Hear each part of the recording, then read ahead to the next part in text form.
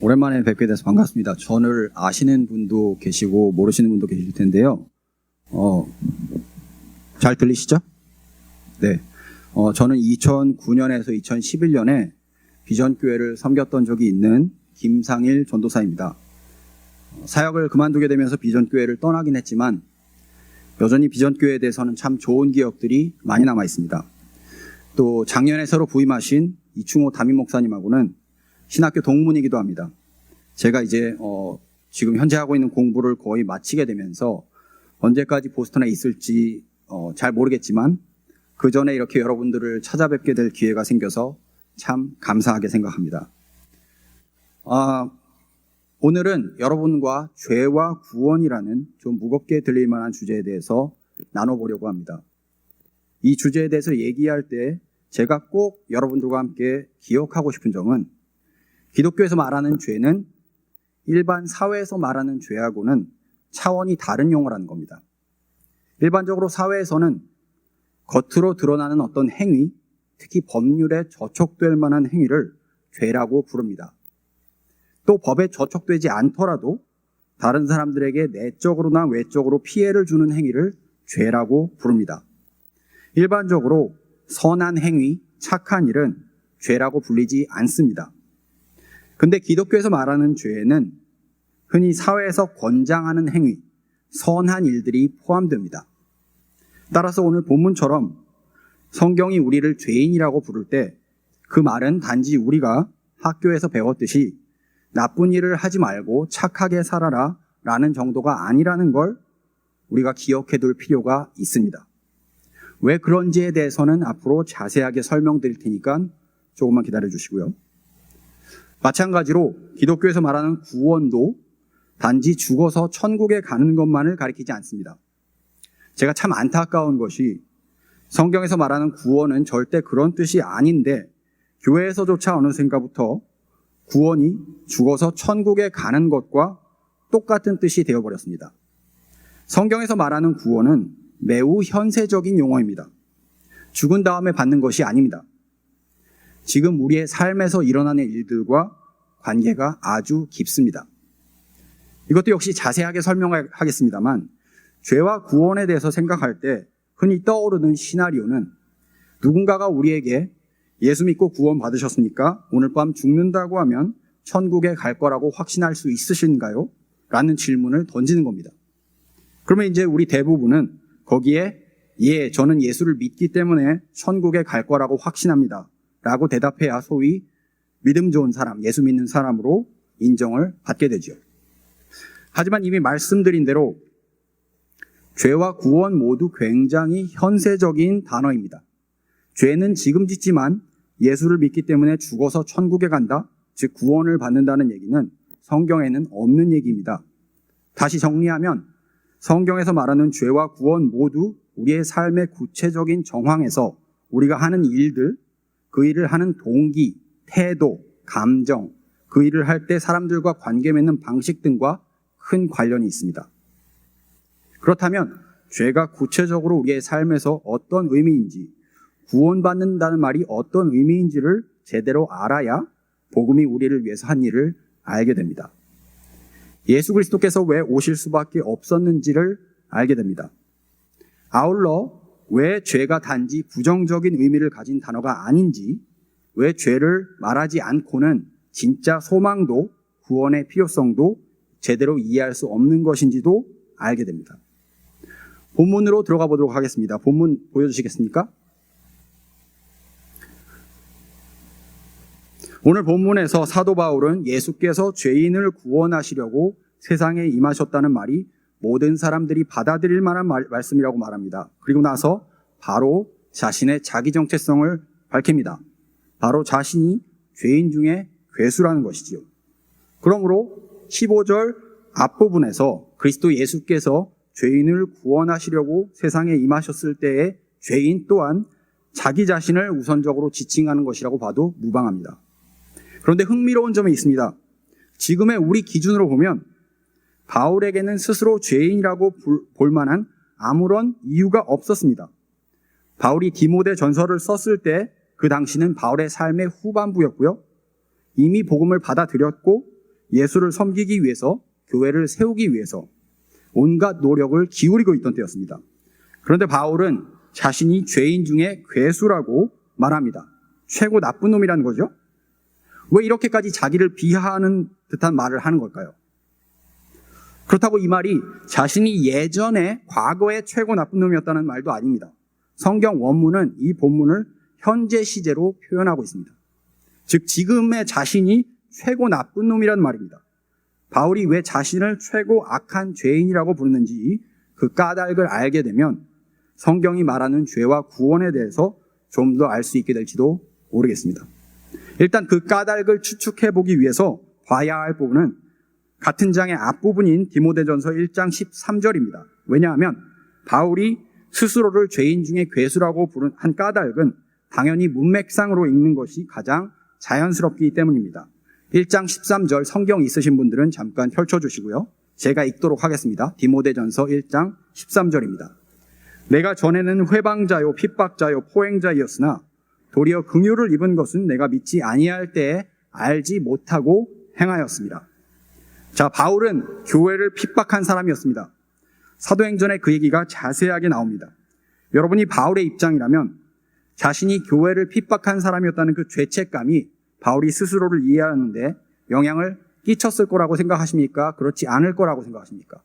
만약에 내가 예수를 믿게 됐는데 그 전에 예수 믿는 사람들을 너무 싫어하고 교회에 나쁜 일을 하고 그런 사람이었다고 한다면 당연히 바울이 스스로 이해하는데, 혹은 우리가 그런 사람이었다면 우리 스스로를 이해하는데 당연히 영향이 있을 겁니다. 그렇다면 바울은 예전에 자신이 한 잘못들 때문에, 정확히 말하자면 자신의 잘못에 대한 죄책감 때문에 스스로를 죄인 중에 괴수라고 부르는 걸까요? 만약 바울이 자신의 죄책감 때문에 스스로를 죄인 중에 괴수라고 부르는 것이라면 한 가지 심각한 모순점이 생깁니다. 그 모순점은 바로 로마서 8장 1절 2절에 나오는데요. 역시 성경이 있으신 분들은 한번 찾아보시면 좋겠습니다. 제가 읽도록 하겠습니다. 로마서 8장 1절에서 2절입니다. 그러므로 이제 그리스도 예수 안에 있는 자에게는 결코 정죄함이 없나니 이는 그리스도 예수 안에 있는 생명의 성령의 법이 죄와 사망의 법에서 너를 해방하였음이라. 이 구절은 그리스도 예수 안에 있는 자에게는 결코 정죄함이 없다고 선언합니다. 바울이 로마서의 저자이고요. 그렇다면 바울이 만약 자신이 예전에 교회를 핍박했던 일 때문에 스스로를 죄인 중에 괴수라고 부르는 거라면 바울은 여전히 죄책감에서 자유롭지 못하다는 말이 됩니다. 그러면 자신이 로마서에서 한 선언, 즉 그리스도 안에 있는 자에게는 정죄함이 없다는 선언에 모순이 됩니다. 왜냐하면 스스로 복음을 믿으면 정죄함을 당하지 않는다고 해놓고 바울은 자신의 죄책감 때문에 스스로 죄인 중에 괴수라고 부른다는 앞뒤가 맞지 않는 말이 되기 때문입니다. 그렇기 때문에 바울이 정신이 이상한 사람이 아닌 이상, 바울이 정신이 이상한 사람은 아니죠. 그리고 복음을 똑바로 알고 있는 이상 자신이 이전에 한 일에 대한 죄책감 때문에 스스로를 죄인 중에 괴수라고 부른다는 것은 일단 아니라고 보아도 될 것 같습니다. 한 가지 또 생각해 보셔야 될 점은 이 말이 바울이 자신이 핍박한 성도들이 당한 피해나 상처는 무시하고 그들에게 사과도 하지 않고 용서도 구하지 않고 아나무인으로 그냥 복음이 있으니까, 복음이 예수를 믿으면 정죄당하지 않는다고 했으니까 난 이제 이전에 저지른 잘못들에 대해서 죄책감이 없어 라는 식으로 말하는 것도 아니라는 겁니다. 사도행전도 갈라디아서도 바울이 이미 베드로와 그 교회의 형제들을 만났고 자신이 잘못한 부분에 대해서 어떤 종류의 화해를 이루었음을 명확하게 밝히고 있습니다. 우리가 하나님을 정말로 믿는다면, 예수 그리스도께서 죄를 용서해 주셨음을 믿는다면 우리는 그것 때문에, 하나님께서 우리를 버리시지 않을 것을 알기 때문에 우리가 죄에 대한 용서를 구했을 때 사람들이 어떤 반응을 보일지 모른다고 하더라도 여전히 사람들에게 용서를 구할 수 있습니다. 우리의 잘못을 인정할 수 있습니다. 하나님께서 용서하셨기 때문에 사람들에게 용서를 구할 필요가 없다거나 사람들과의 화해를 가볍게 여기는 것은 성경이 말하는 것하고는 거리가 멉니다. 사람은 하나님의 형상이기 때문입니다. 오죽하면 예수님께서 마태복음 25장에서 너희 중 지극히 작은 자에게 한 것이 바로 나에게 한 것이니라 라는 말씀까지 하셨겠습니까? 자, 그러면 원래의 질문으로 돌아와서 바울은 왜 스스로를 죄인 중에 괴수라고 부르는 걸까요? 우리가 이 질문에 대해서 답을 얻을 수 있는 실마리는 바울이 죄를 어떻게 이해했느냐에서부터 시작해야 할 겁니다. 바울이 이해한 죄가 무엇인지를 알아야 그가 왜 자신을 죄인 중에 괴수라고 불렀는지가 이해가 되는 것은 너무나 당연할 것 같습니다. 바울은 바리새인이었고 구약이 말하는 죄에 대한 이해를 모두 받아들였던 사람이었습니다. 죄에 대해서 처음 언급하는 성경의 책은 성경의 첫 책인 창세기입니다. 창세기를 또 잠시 같이 보겠습니다. 3장 5절에서 6절입니다. 찾으실 분은 찾으셔도 좋고요. 제가 3장 5절 6절을 읽도록 하겠습니다. 너희가 그것을 먹는 날에는 너희 눈이 밝아 하나님과 같이 되어 선악을 알 줄을 하나님이 아심이니라. 여자가 그 나무를 본즉 먹음직도 하고 보암직도 하고 지혜롭게 할 만큼 탐스럽기도 한 나무인지라. 여자가 그 실과를 따먹고 자기와 함께한 남편에게도 주매 그도 먹은지라. 이 본문에 따르면 죄는 일단 하나님으로부터의 분리입니다. 관계의 단절입니다. 그런데 단순한 관계의 단절보다는 그 까닭이 더 중요합니다. 그리고 그 까닭은 하나님보다 더 좋아 보이는 것이 있다는 겁니다.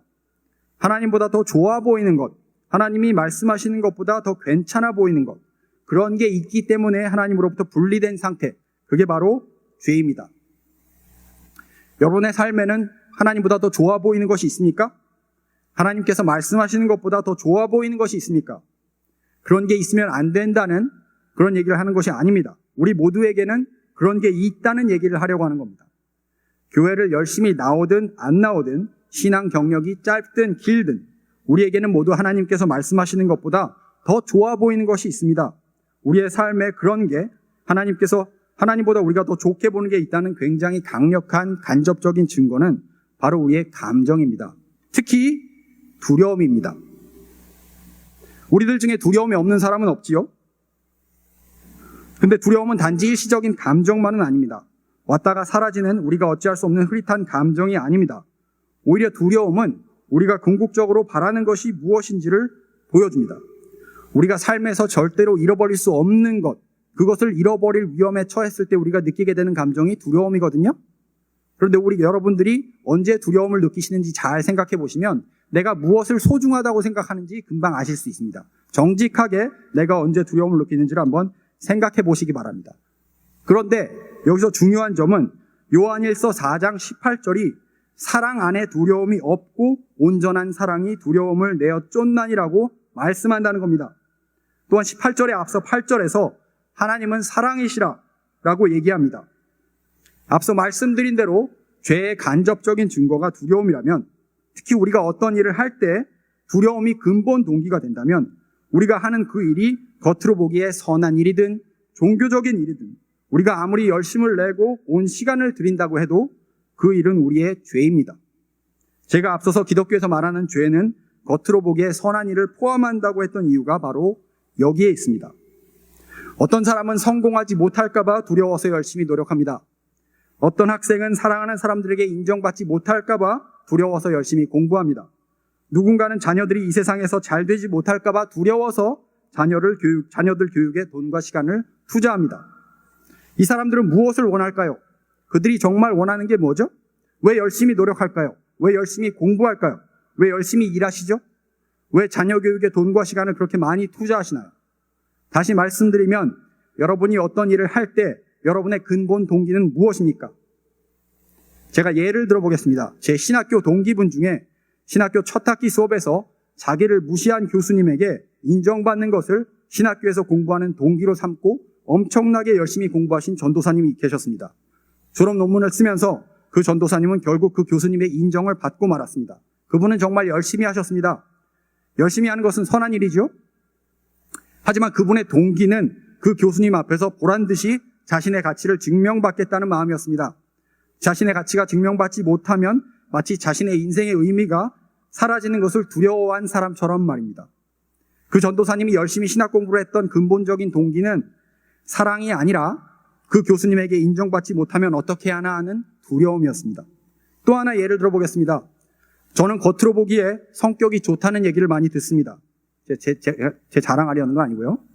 그런데 제가 한 번은 제가 왜 그렇게 성격이 좋다는 평가를 받는지, 혹은 성격이 좋은 사람으로 비춰 보이고 싶어 하는지, 그 동기에 대해서 제가 생각해 봤습니다. 그런데 잘 생각해 보니 거기에도 역시 사람들을 정말 사랑하는 마음보다는 사람들에게 버림받고 싶어 하지 않은 두려움이 자리하고 있었습니다.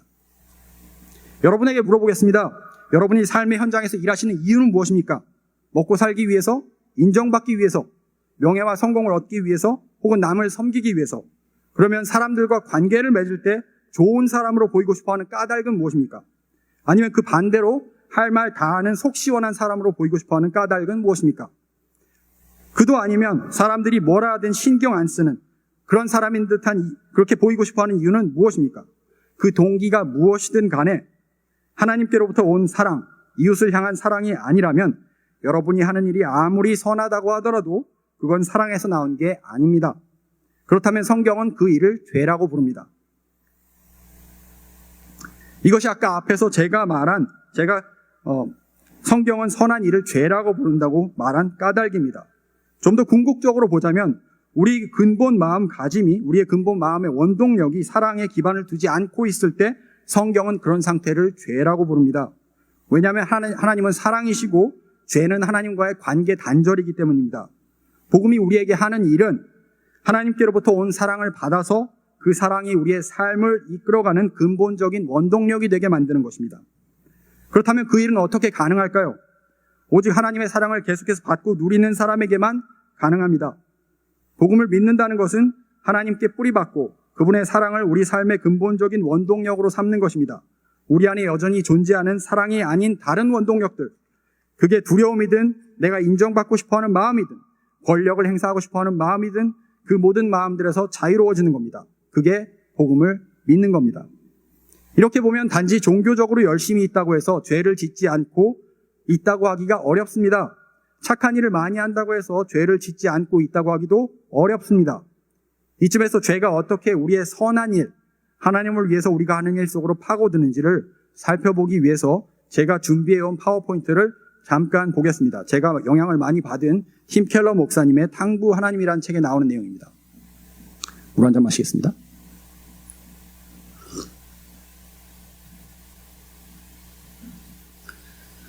종교적인 사람들은 자신과 하나님과의 관계가 바르지 못하다는 말이라도 들으면 이렇게 반응한다. 나한테 감히 어떻게 그런 말을 해. 나는 교회 문이 열릴 때마다, 열려 있을 때마다 항상 교회에 있는데. 이에 대해 예수님은 이렇게 말씀하신다. 그건 중요하지 않다. 일찍이 이렇게 가르친 사람은 아무도 없었다. 이분은 교회를 열심히 다니시는 분입니다. 그런데 하나님과의 관계가 바르지 못하다는 말을 듣고는 발끈하십니다. 왜 그럴까요? 비록 이분은 하나님을 사랑해서 열심히 교회를 섬기고 계신다고 생각하고 계실지는 모르겠습니다만 이분의 생각 속에 하나님과 올바른 관계를 맺을 수 있는 근거는 자신이 하나님을 열심히 섬기는 그 섬김이기 때문입니다. 예수 그리스도께서 베푸신 사랑과 은혜가 아니라 자신이 하나님을 열심히 섬기는 섬김이 하나님과의 관계에서 근거가 되시는 분들이 의외로 교회를 열심히 다니시는 분들 중에 많습니다. 이런 분들은 교회에서 자신의 역할이 줄어드는 것 같으면 혹은 예전보다 자신이 기도를 덜 한다든지 성경을 덜 읽는다든지 선행을 덜 한다든지 하면 하나님 앞에서 이전에 가지고 있던 자신감이 줄어듭니다. 자신이 위축되는 것처럼 느끼게 됩니다. 예수 그리스도를 믿는 게 아니라 자신이 얼마나 종교적으로 열심히 있느냐를 믿어왔기 때문입니다. 바울도 사실 그런 사람이었습니다. 바울이 교회를 핍박할 때 그가 하나님을 믿지 않았던 것이 아닙니다. 사실 바울 자신은 누구보다도 하나님을 열심히 믿었다고 생각했습니다. 교회를 핍박했던 까닭도 사실은 하나님을 열심히 믿었기 때문에 한 일이었습니다. 그가 율법을 지키는 일에 게을렀던 것도 아닙니다. 빌립보서 3장에서 바울은 자신이 율법을 지키는데 흠이 없었다고 말합니다. 그는 심지어 신비한 경험도 많이 했습니다. 고린도후서 12장에서 그런 경험의 일부를 바울이 공유합니다. 7층천 경험입니다. 제가 본문을 직접 읽지는 않겠습니다만 궁금하신 분들은 직접 찾아보시기 바랍니다. 말하자면 하나님 앞에서 할 수 있는 한 완벽을 추구했던 사람이 바로 바울이었습니다. 그런데 바울은 디모데전서 1장 13절에서 자신이 교회를 핍박했던 때를 이렇게 회상합니다. 내가 믿지 아니할 때에 알지 못하고 행하였습니다. 바울은 학자였습니다. 구약 성경에 능통했습니다. 하나님을 향한 열심에서도 탁월했습니다. 그런데 어떤 게 믿음인지 잘 몰랐다고 고백합니다. 만약 바울이 그랬다면 우리가 비록 예수 그리스도를 믿는다고 말하면서도 은연중에 다른 것을 믿고 있는 것은 아닌지 생각해 봐야 됩니다. 예수 그리스도를 믿지 않으면 구원을 얻지 못한다는 두려움을 여러분 안에 불어넣고자 함이 아닙니다. 예수 그리스도를 믿는다는 말은 하나님과 이웃을 사랑하는 마음이 우리의 인생의 근본적인 원동력이 되는 것이기에, 즉 예수 그리스도를 믿음이 우리의 삶을 사랑이신 하나님을 더 닮도록 이끌 뿐만 아니라 실제로 많은 유익을 제공하기 때문에 그렇습니다. 우리의 마음에 질투가 가득하고 비교하는 마음이 가득하고 두려움이 가득하고 영향력을 끼치고 싶어하는 마음이 가득하고 남들보다 하나님을 믿는 데 있어서 더 뛰어나려는 마음이 가득하면 아무리 하나님을 섬기려고 해도 애를 써도 아무런 득이 되지 않습니다.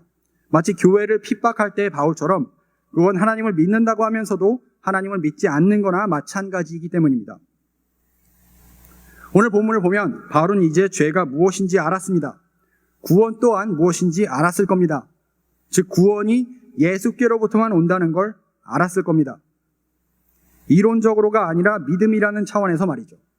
그런데 그 말은 다시 잘 생각해 보면 바울이 그 전까지는 예수가 아닌 다른 것을 통해서 구원을 얻으려고 했었다는 뜻이기도 합니다. 바울은 무엇을 통해서 구원을 얻으려고 했었을까요? 여러분은 바울이 무엇을 통해서 구원을 얻으려고 했었다고 생각하십니까? 여러 가지 답이 있을 수 있겠습니다만 이번에도 역시 죄의 의미를 이해하려고 했을 때와 마찬가지로 바울이 구원을 어떻게 이해했는지를 아는 게 도움이 될 겁니다. 구약에서 구원을 뜻하는 말은 히브리어로 야샤라는 단어인데 이 말은 한 번도 죽어서 천국에 가는 것으로 성경에서 표현된 적이 없습니다. 대신 굉장히 구체적이고 현실적인 상황에서 하나님께서 이스라엘 백성들을 구출해 주시는 것을 구약 성경은 구원이라고 표현합니다. 여기에 대해서 김창락 교수는 이렇게 말합니다. 파워포인트 보여주시기 바랍니다.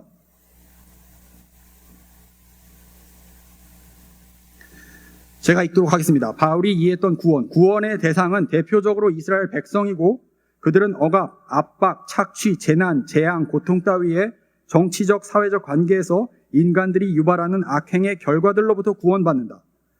이런 악들은 모두 세속 세계에서 일어나는 일들이었다. 사실 성경이 증언하는 이스라엘 백성의 구원이란 이 세상사와 상관없는 전혀 다른 차원에 속하는 현상을 말하는 것이 아니었다. 성경은 이 두 가지 다른 차원의 구원을 구별하지 않을 뿐더러 이를 구별하는 용어 자체도 사용하지 않는다. 이 글이 보여주는 것은 성경이 말하는 구원은 애시당초 종교적인 것과는 아무 관계가 없다는 겁니다. 여러분이 지금 현재 처한 상황에서 지금보다 더 상황을 낫게 만들기 위해서 꿈꾸고 바라고 노력하고 시간을 투자하는 것, 그 모든 것이 사실은 성경에 의하면 여러분이 스스로를 구원하기 위해서 하는 일들인 겁니다. 즉 성경에 의하면 여러분은 지금 스스로 구원하고자 노력하고 있습니다. 여러분이 운영하는 가게가 잘 되기를 바라는 것도, 여러분이 하는 공부를 잘 마치기를 바라는 것도, 여러분이 일하시는 분야에서 이름을 내고 영향력이 커지기를 바라는 것도, 또 심지어 교회에 와서 열심히 봉사하고 일하는 것도 모두 여러분 스스로를 구원하는 것과 깊은 연관이 있습니다. 성경에 의하면 말이죠. 그런데 문제는 우리가 이걸 안 하고 살 방도가 없다는 겁니다. 직업을 그만둘 수도 없고 가게 문을 닫을 수도 없습니다. 공부를 안 하고 학교를 그만둘 수도 없습니다. 성경이 그렇게 하라고 가르치지도 않습니다. 그러면 바울이 말하는 하나님께로부터 오는 구원이란 도대체 무슨 뜻인 걸까요? 단도직입적으로 말하자면 그건 바로 이런 의미입니다. 이미 앞에서 얘기했듯이 여러분이 하는 모든 일들의 근본적인 동기가 하나님 사랑과 이웃 사랑으로 바뀌는 겁니다. 여러분이 삶을 살아가는 근본적인 원동력이 사랑으로 바뀌는 겁니다. 우리가 일하게 만드는 원동력, 공부하게 만드는 원동력, 삶을 살아가게 만드는 원동력이 하나님 사랑과 이웃 사랑이 되는 게 바로 우리의 구원이 예수 그리스도께로만 온다는 것을 믿는 것입니다. 근데 이게 쉬울까요? 고린도전서 13장은 흔히 사랑장이라고 불립니다. 거기 한번 보시면 사랑이 뭔지에 대해서 잘 나와 있습니다. 그런데 고린도전서 13장에 나오는 사랑의 본질이 구체적으로 우리의 삶에서 어떤 의미인지를 이해하기도 어렵고 그런 삶을 실제로 살아내는 것은 더 어렵습니다. 우리가 정말 우리 자신에게 정직하다면 우리는 여전히 우리의 삶의 근본 원동력이 사랑이 아니라는 걸 인정할 수밖에 없습니다. 그리고 우리를 움직이는 원동력이 다른 것에서 사랑으로 바뀌는 일은 단지 우리의 노력만으로, 하나님을 신비하게 체험하는 것만으로, 하나님에 대한 지식과 지혜가 깊어지는 것만으로 되지 않습니다. 우리는 여전히 우리 스스로를 구원하려는 시도에서 벗어나지 못할 겁니다. 저와 여러분이 무슨 일을 하든지 무슨 공부를 하든지 거기에는 반드시 여러분 스스로를 구원하려는 시도가 있게 되어 있습니다. 또한 저와 여러분은 죽을 때까지 두려움이라는 감정에서 완벽하게 자유로워질 수도 없습니다. 우리 또한 우리를 움직이는 삶의 원동력이 완벽하게 사랑이 되는 것도 불가능합니다. 그래서 바울은 로마서 7장에서 이렇게 말합니다. 21절에서 24절입니다. 성경이 있으신 분들은 찾아보시면 좋겠습니다. 제가 읽도록 하겠습니다. 그러므로 내가 한 법을 깨달았노니 곧 선을 행하기 원하는 나에게 악이 함께 있는 것이로다. 내 속사람으로는 하나님의 법을 즐거워하되 내 지체 속에서 한 다른 법이 내 마음의 법과 싸워 내 지체 속에 있는 죄의 법 아래로 나를 사로잡아 오는 것을 보는도다. 오호라 나는 곤고한 사람이로다. 이 사망의 몸에서 누가 나를 건져내랴. 이 구절은 흔히 착한 일을 하려고 하는 바울과 나쁜 일을 하려고 하는 바울 사이에 갈등이 있다는 것으로 이해되곤 하지만 사실은 그렇지 않습니다. 제가 지금까지 얘기했던 것들을 생각하시면 그렇지 않다는 걸 아실 수 있죠. 바울이 말하는 곤고함이 여러분 무슨 뜻인지 이해가 되시리라고 생각합니다. 우리가 아무리 노력하고 발버둥을 쳐도 우리는 죄의 소나기에서 벗어날 힘이 없습니다. 아무리 노력해도 계속해서 두려울 것이고 아무리 기도를 많이 해도 아무리 공부를 많이 해도 지식이 늘어도 여전히 오히려 더 그걸 붙잡고 우리 스스로가 왜 남들보다 나은지 왜 하나님 앞에서 더 인정받아야 하는지를 잠재적으로 더 되뇌일 겁니다. 그래서 예수님이 오신 겁니다. 우리가 아무리 노력해도 우리는 우리 힘으로 스스로 구원을 얻어내려는 이 욕구에서 이 성향에서 절대로 자유롭지 못하기 때문입니다. 마치 온 사방이 막힌 것 같은 그런 느낌입니다. 바울은 그걸 깊이 깨달았습니다. 자신이 아무리 하나님을 위해서 희생하고 헌신해도 결국 그 희생과 헌신을 통해서 구원받으려는 성향에서 자유로워질 수 없다는 걸 깨달았습니다.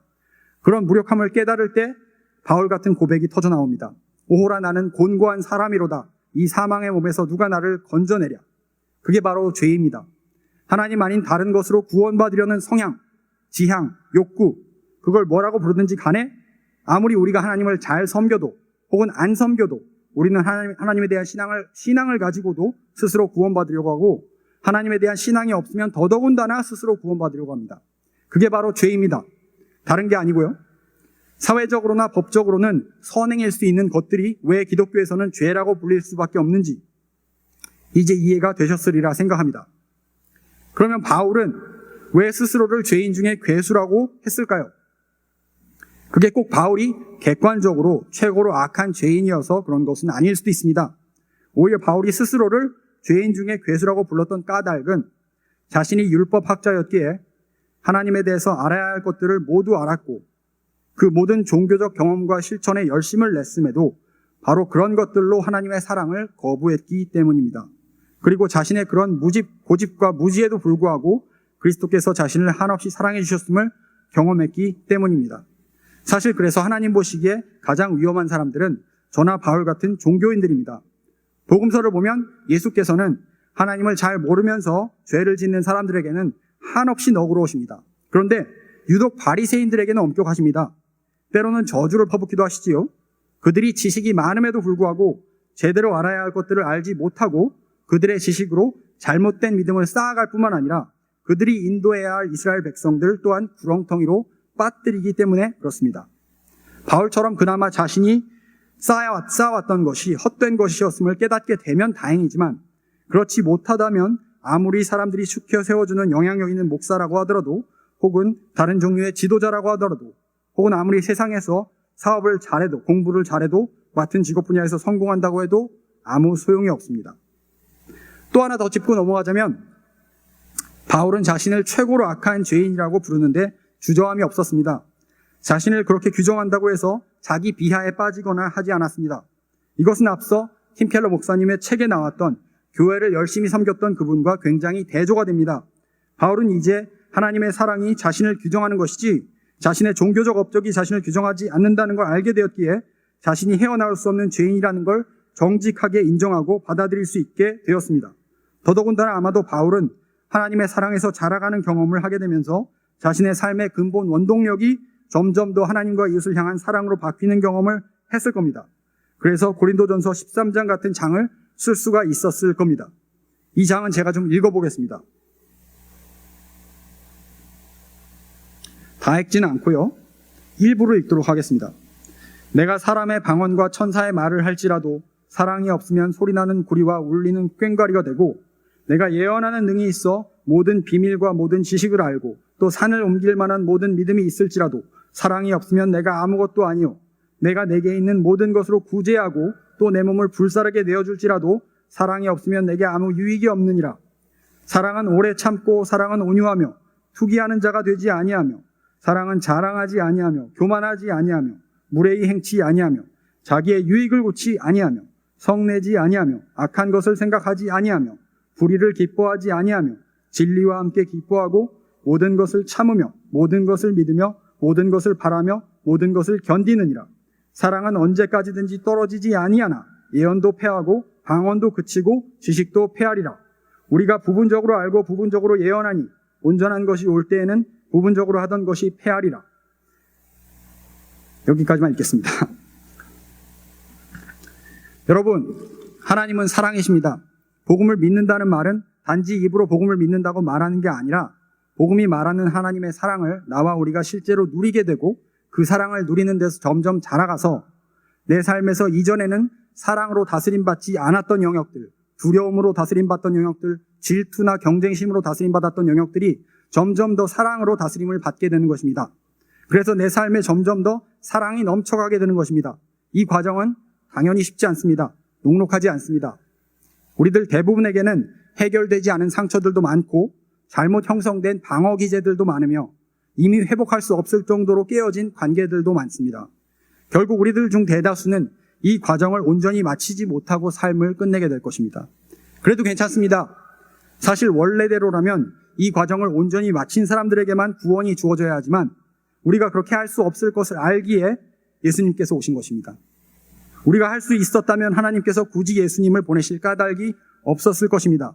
그러므로 우리는 온전히 사랑하지 못한다고 불안해할 필요가 없습니다. 죄책감을 느낄 필요도 없습니다. 오히려 그분의 사랑을 더 믿고 신뢰하면서 우리의 삶의 모든 영역에, 자녀 교육에, 부부관계, 직업 영역에, 부모님과의 관계, 교회 성도님들과의 관계, 우리가 사는 나라인 미국에도, 우리가 떠나온 모국인 한국에도 어떻게 하면 사랑이 다스리는 관계를 맺고 살아가는 일이 더 풍성해질까를 위해서 말씀으로 지혜를 구하고 성령님께 기도하면서 할 수 있는 한 그 지혜대로 살면 됩니다. 그 사이에 일어나는 그 모든 사단의 정죄와 수치, 두려움에서 우리는 자유합니다. 예수께서 다 막아주셨기 때문입니다. 여러분은 여러분의 부르심에 충실하게 걸어가시기만 하면 됩니다. 하나님의 사랑을 누리시기만 하면 됩니다. 그게 바로 예수께서 우리에게 주시는 구원입니다.